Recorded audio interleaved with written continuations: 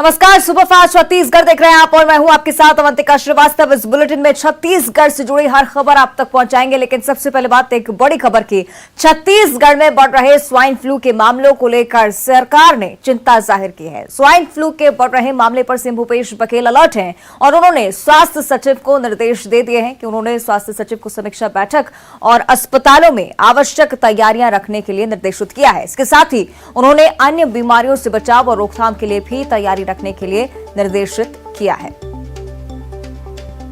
CM Bhupesh Baghel जो कि swine flu को लेकर अलर्ट कर देना चाहते हैं, स्वास्थ्य विभाग को पहले से निर्देश दे चुके हैं कि समीक्षा बैठक कर ली जाए और अस्पतालों में पूरे इंतजाम रखे जाएं जिससे लोगों को समस्याओं का सामना ना करना पड़े।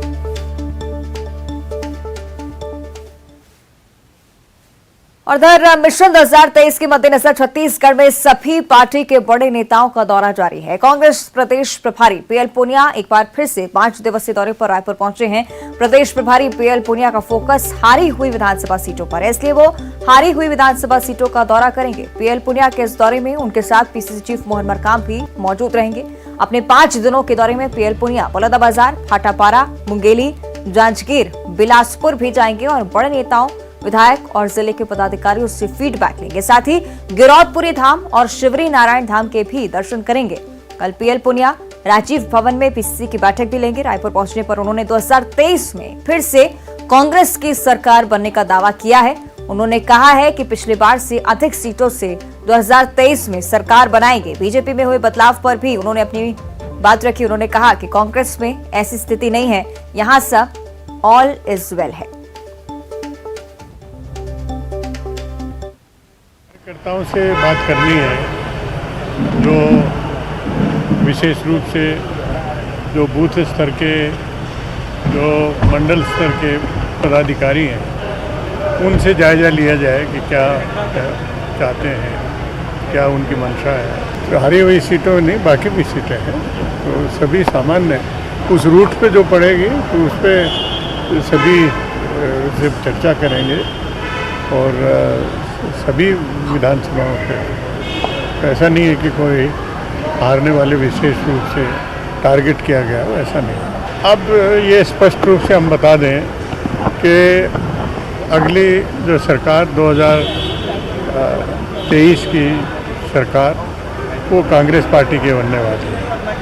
और मैं ये भी बता दूं कि पिछली बार से इस बार बेहतर होगा। वो अपने में कमी महसूस करते हैं, इसलिए परिवर्तन करते हैं।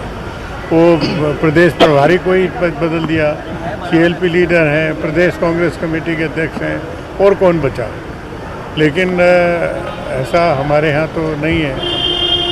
सब अच्छी तरह से काम कर रहे हैं, जनता से जुड़े हुए सभी लोग हैं। तो कई बड़ी बातें पीएल पुनिया की तरफ से कही गई और उस पर और ज्यादा जानकारी हम लेंगे। सहयोगी देवव्रत भगत हमारे साथ रायपुर से जुड़ रहे हैं। देवव्रत, पीएल पुनिया का दौरा जिसको लेकर पहले भी सियासत काफी होती रही, एक बार फिर से 5 दिवसीय दौरे पर पीएल पुनिया है, क्या कुछ इस बार होने वाला है? जी, इस वक्त जो कांग्रेस है वो इलेक्शन मोड में दिखाई दे रही है और पीएल पुनिया का दौरा यही बताता है कि कांग्रेस पूरी तरह से तैयारियों में जुटी है। हालांकि जांजगीर चांपा, बिलासपुर का भी दौरा करने वाले हैं। कार्यकर्ताओं से, बूथ लेवल के कार्यकर्ताओं से उनकी बैठक होने वाली है और विशेषकर जो हारी हुई सीटें हैं वहां पर फोकस रहेगा। 2018 के जो नतीजे थे, 68 सीट कांग्रेस के हाथ आई थी, उसके बाद 3 उपचुनाव हुए और अब 71 सीटों पर प्रदेश में काबिज कांग्रेस है। लिहाजा यही जो स्थिति है वो बरकरार रखनी है, ऊपर से सीटों में बढ़ोतरी करनी है, तो बड़ी जिम्मेदारी इस वक्त प्रदेश प्रभारी पीएल पुनिया पर है।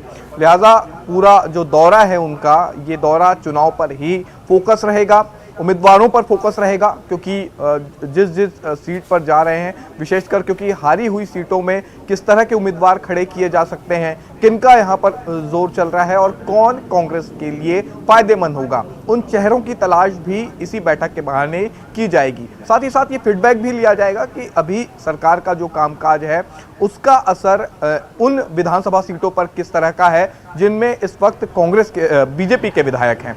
तो कुल मिलाकर के पूरी जोर आजमाइश जो है वो कांग्रेस के द्वारा की जाएगी। फिलहाल इलेक्शन मोड में ये कहा जा सकता है कि एक तरह से ये शुरुआत की जा रही है। वैसे भी जो भेंट मुलाकात कार्यक्रम मुख्यमंत्री भूपेश बघेल का चल रहा है, उन्होंने एक तरह से भेंट मुलाकात के जरिए योजनाओं को तो पहुंचाया ही है, साथ ही साथ कांग्रेस के जो समीकरण हैं उनका भी आकलन किया है कि किस तरह के समीकरण कैसे फिट बैठेंगे। और अब बारी प्रदेश प्रभारी की है। प्रदेश प्रभारी भी जो दौरा करने वाले हैं, इन पूरे दौरे के दौरान यही चीजें देखने को मिलेगी कि बूथ स्तर पर किस तरह से पार्टी को मजबूत किया जाए और आने वाले दिनों में इसके परिणाम किस तरह के होंगे, रोड मैप तैयार किया जाए जिस पर आने वाले दिनों में कांग्रेस चलती हुई दिखाई दे। निश्चित ही देखना होगा देवव्रत क्या कुछ इस 5 दिनों के दौरे के दौरान होता है। शुक्रिया आपका फिलहाल इस पूरी जानकारी के लिए। आगे बढ़ते दूसरी तरफ प्रधानमंत्री नरेंद्र मोदी के जन्मदिन को बीजेपी सेवा पखवाड़े के रूप में मना रही है और सेवा पखवाड़े के पहले दिन राजधानी रायपुर के मॉल में पीएम मोदी के जीवन से जुड़ी जानकारियों की प्रदर्शनी लगाई गई, जिसका शुभारंभ वरिष्ठ नेता बृजमोहन अग्रवाल ने किया। साथ ही अन्य नेता भी इस आयोजन में उपस्थित रहे। इससे जुड़ी 6 तस्वीरें आपके टीवी स्क्रीन पर। उसी तरह से रायपुर में ही भारतीय जनता युवा मोर्चा ने जयस्तंभ चौक पर रक्तदान शिविर का आयोजन किया। राजनांदगांव में पूर्व मुख्यमंत्री रमन सिंह ने फोटो प्रदर्शनी का शुभारंभ किया। शहर में अलग अलग जगहों पर भी कार्यक्रम का आयोजन किया गया। बलरामपुर में भी बीजेपी युवा मोर्चा ने रक्तदान शिविर का आयोजन किया। इधर कोरबा जिले में बीजेपी युवा मोर्चा ने 7 जगहों पर रक्तदान शिविर लगाया, जिसमें बड़ी संख्या में युवाओं ने रक्तदान किया। अंबिकापुर की अगर बात की जाए तो आदिवासी समुदाय ने पीएम मोदी का जन्मदिन मनाया और मादर की थाप पर जमकर थिरके आदिवासी।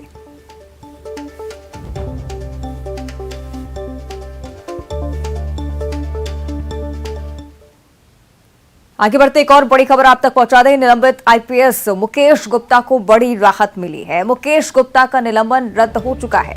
केंद्रीय गृह मंत्रालय ने इसके आदेश जारी कर दिए हैं। नान घोटाला मामला, इसमें मुकेश गुप्ता निलंबित हुए थे। आईपीएस मुकेश गुप्ता इसी महीने रिटायर भी हो रहे हैं। टिप्पणियां, अदालत के आदेश, प्रासंगिक रिकॉर्ड, तथ्य और मामले की परिस्थितियों को देखते हुए निलंबन रद्द किया गया है।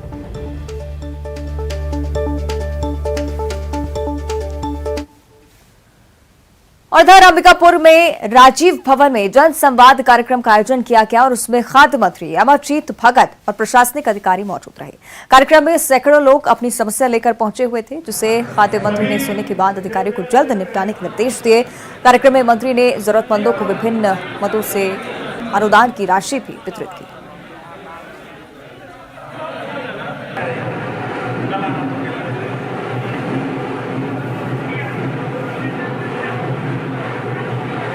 पति का बहुत ज़्यादा दिमाग उनका पागल हो गए हैं, उसी के चलते मैं भरी थी फार्म और चेक उसी दिए हैं। इलाज चल रहा रांची। दर्शन लगा था कहीं तो मैंने हाँ हमन कहीं जाई मैंने हाँ तो बहुत मैंने हाँ तकलीफ हो रहा है हम पब्लिक को, है ना, तो हमन कहीं जाई समस्या मैंने हाँ हल हो जाएगा तो बड़ा अच्छा हो जाएगा। हमारा सोच है कि जन सामान्य और शासन प्रशासन के बीच दूरियां कम होनी चाहिए। जो भी समस्या है वो सुलभ रूप से अपनी बात कह सके, उसका समाधान हो सके। आगे बढ़ते हैं। पूर्व मुख्यमंत्री रमन सिंह के बेटे और राजनांदगांव के पूर्व सांसद अभिषेक सिंह को 3 थानों से नोटिस आने के बाद राजनीतिक सरगर्मियां तेज हो गई हैं। चिटफंड कंपनी अनमोल इंडिया के मामले में अभिषेक सिंह को नोटिस जारी किया गया है। नोटिस जारी करने पर रमन सिंह ने कहा कि राजनांदगांव जिले की पुलिस राजनीतिक दबाव में काम कर रही है और उससे पुलिस की बदनामी होगी। न्यायालय की प्रक्रिया देखो, न्यायालय ने बहुत साफ कहा कि गलत है। यानी आज तक इससे बड़ी बेइज्जती पुलिस वाली कभी नहीं हो सकती कि बड़े अधिकारी कर्मचारी के साथ गए और अधिकारियों ने कहा ये इनकम्प्लीट है, इसको नहीं किया जा सकता। और सुप्रीम कोर्ट से जब सुरक्षा मिला, सुप्रीम कोर्ट ने सुरक्षा दिया है, तो ये लोअर कोर्ट वाले भी कभी इसको हाथ नहीं लगाएंगे, क्योंकि यदि लगाएंगे तो इसमें उनके खिलाफ हम और हमारे जो 2 लोगों के खिलाफ उन्होंने कार्रवाई की है, ये मानहानि का दावा करें।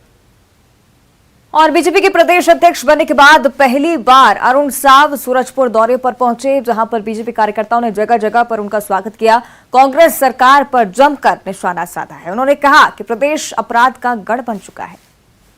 कांग्रेस पार्टी की सरकार है और कांग्रेस पार्टी की सरकार बड़े बड़े वायदे करके जन घोषणा पत्र के माध्यम से गंगा जल हाथ में लेकर कसम खाकर बड़े बड़े वायदे करके भारी बहुमत से सरकार में आई है। पर ये 4.25 सालों के बाद आज छत्तीसगढ़ का हर वर्ग अपने आप को ठगा हुआ महसूस कर रही है। चाहे वो किसान हो, युवा हो, माताएं बहनें हो, सरकारी अधिकारी कर्मचारी हो, हर वर्ग अपने आप को ठगा हुआ महसूस कर रहा है। आगे बढ़ते हैं। इधर तेलंगाना से 24 मजदूरों का रेस्क्यू कर जगदलपुर लाया गया है। तेलंगाना के विकाराबाद और रंगारेड्डी जिले के प्लाईवुड कंपनी में सभी मजदूर काम कर रहे थे। संसदीय सचिव से शिकायत के बाद कार्रवाई की गई और मजदूरों को बकाया राशि भी थी जिसका भुगतान करवाया गया। साथ ही सकुशल वापसी पर मजदूरों ने जिला प्रशासन का आभार जताया।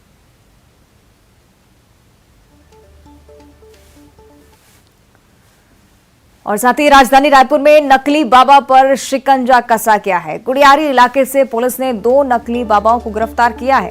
दोनों बाबा बनकर ठगी का धंधा करते थे। दोनों शातिर ठग ग्वालियर के निवासी हैं, जिनके खिलाफ ग्वालियर के भी कई थानों में मामला दर्ज है। 3 दिनों से रायपुर स्टेशन के एक होटल में आकर रुके हुए थे और पुलिस इस मामले में गुड़ियारी थाना पुलिस आरोपियों से पूछताछ कर रही है।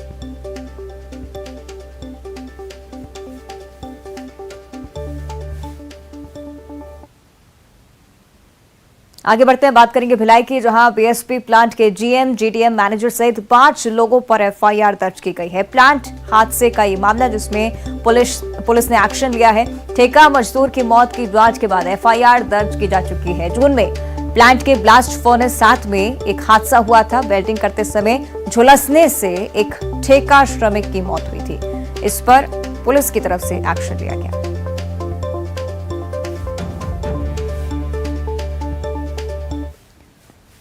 और बात करें बिलासपुर की, तो यहां पर सरपंच संघ के कलेक्ट्रेट घेराव पर बड़ी कार्रवाई की गई। सरपंच संघ के अध्यक्ष के साथ 8 लोगों के खिलाफ मामला दर्ज किया गया है। कई अन्य लोगों के खिलाफ भी एफआईआर दर्ज की गई है। सरकारी काम में बाधा डालने का आरोप जिसको लेकर कार्रवाई की गई। गुरुवार को घेराव के दौरान जमकर हंगामा किया गया था। तस्वीरें आपकी टीवी स्क्रीन पर है। गेट कूदकर कलेक्ट्रेट परिसर के अंदर प्रदर्शनकारी घुस गए थे और पुलिस के साथ भी प्रदर्शनकारियों की झड़प हुई थी।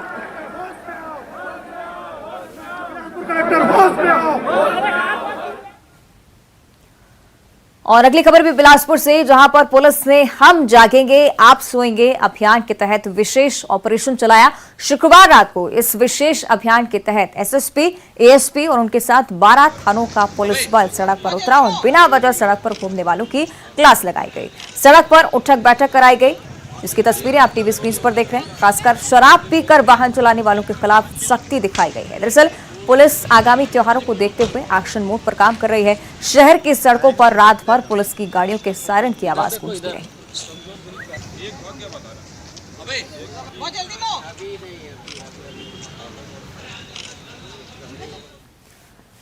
और चलिए बात कर लेते हैं जशपुर की, जहां पर एक महिला स्वास्थ्य कर्मी ने लबालब नदी को पार कर मतलोंगा गांव पहुंचने का काम किया है। महिला स्वास्थ्य कर्मी ने अपनी जिम्मेदारी निभाने के लिए लकड़ियों से बनाए गए एक नाव का सहारा लिया। ये सिर्फ एक दिन या किसी एक व्यक्ति के साथ नहीं हुआ है। नदी पर पुल नहीं होने की वजह से गांव के बाकी लोग भी इसी तरह से नदी को पार करते हैं।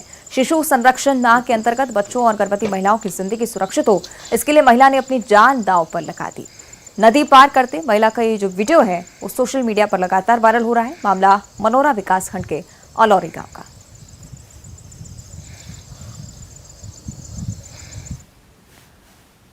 और इधर धमतरी शहर के एक रेस्टोरेंट में अजगर सांप के घुस जाने से हड़कंप मच गया। आखिरकार अजगर को रेस्टोरेंट के स्टोर रूम से ढूंढ निकाला गया और तब जाकर लोगों ने राहत की सांस ली।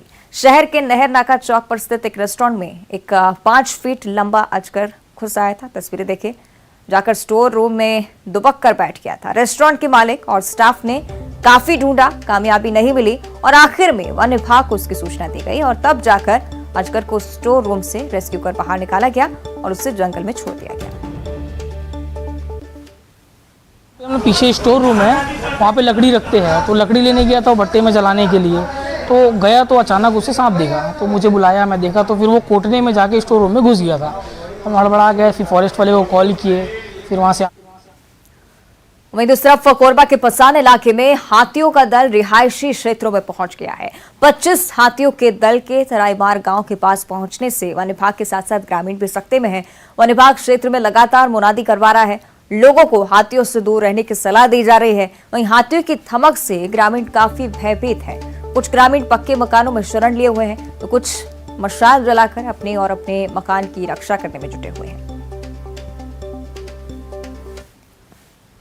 और कोरबा शहर को साफ सुथरा रखने के उद्देश्य से निगम ने इंडियन स्वच्छता लीग का आयोजन किया, जिसमें सभी जनप्रतिनिधियों और निगम के अधिकारियों के साथ बड़ी संख्या में युवा भी पहुंचे, अपनी भागीदारी निभाई। आयोजन को सफल बनाने निगम की तरफ से पहले ऑनलाइन कैंपेन चलाया गया था, जिसमें बड़ी संख्या में युवा वर्ग ने रजिस्ट्रेशन कराया था।